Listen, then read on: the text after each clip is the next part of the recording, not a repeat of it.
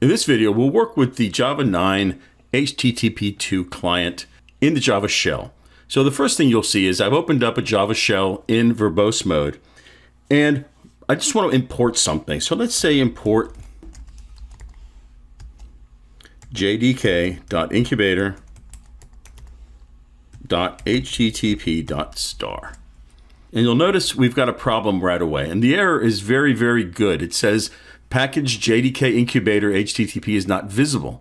It doesn't say it's not found. It says it's not visible. It tells you that the package is declared in the JDK incubator HTTP client module, which is not in the module graph.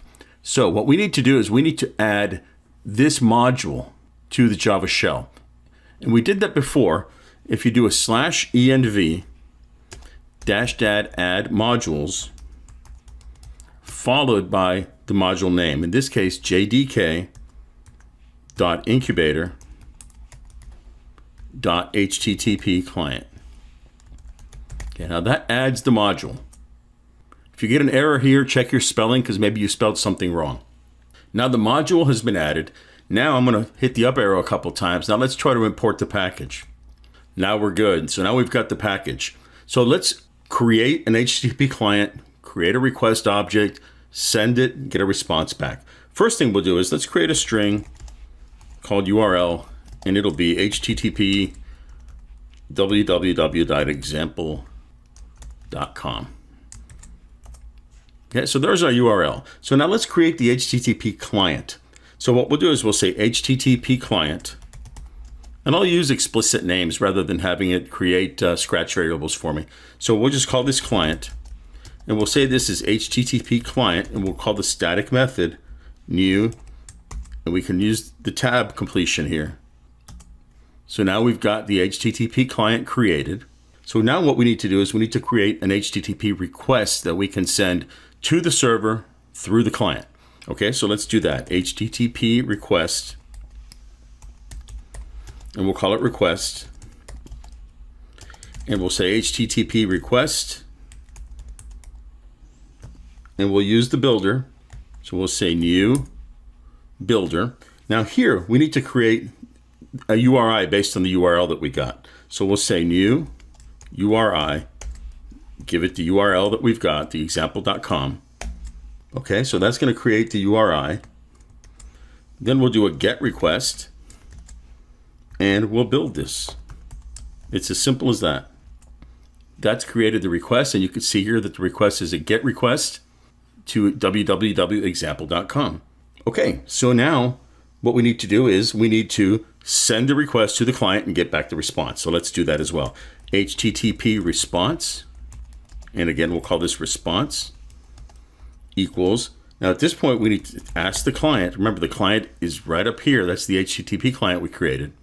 So we're going to tell the client, send that request that we just created a second ago. And now we need to tell it how we're going to handle the responses body. And there's a couple of different options you can use, but we're just going to use HTTP response dot body handler dot, and I'll hit tab so you can see some of the options. Should have had an H, sorry about that. There we go. So we can have as byte array consumer, as file download, and I'm just going to use as string. We can also discard this. Sometimes you really don't care what's coming back in the body. You're just interested in headers and so forth. So in this case, I'm just going to say as string. And now I've got my response. Now I'm going to clear the screen and look at the variables that I've created. And you can see I've got a URL here. I've got a client, the request, and the request was sent via the client, and I've got a response.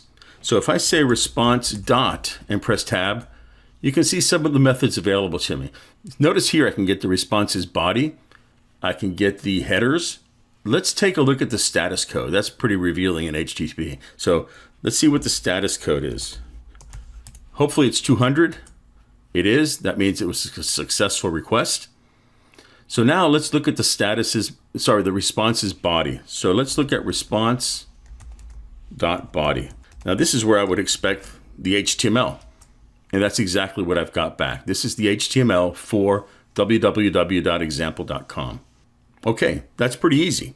Really easy to use within the Java shell. The only tricky piece is getting that module in at the beginning. If you don't do that, obviously none of this will work, but the error message you get is really, really good because it gives you a clue as to what you need to do. So let's see what else we can do here. We've got the response. So let's say response dot and see what else we've got. Let's take a look at the headers over here. Okay, so let's say HTTP headers, and let's just call it headers, is response, and we'll get the headers from the response. Okay, so now we've got, again, I'll clear the screen and we'll look at our variables. So now I've got an object called header that is basically all the headers that I'm getting back in the response from the server. Well, how do I process that? If I say header dot, you'll see there's one called all values. That's probably the one I want. There's also another one called map, and that's the one I'm going to use. The headers are basically key value pairs, where the key is a string and the value is a list of strings.